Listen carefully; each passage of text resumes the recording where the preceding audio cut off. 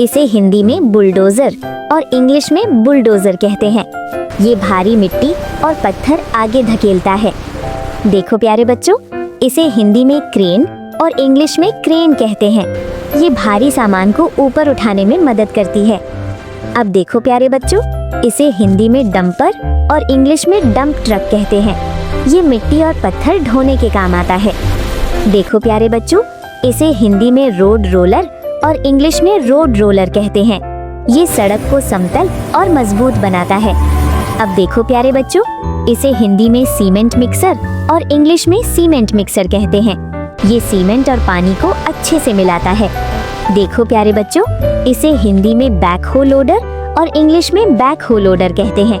ये खोदने और उठाने दोनों काम करता है। अब देखो प्यारे बच्चों, इसे हिंदी में व्हील लोडर और इंग्लिश में व्हील लोडर कहते हैं। ये मिट्टी और रेत उठाकर ट्रक में डालता है। देखो प्यारे बच्चों, इसे हिंदी में मोटर ग्रेडर और इंग्लिश में मोटर ग्रेडर कहते हैं।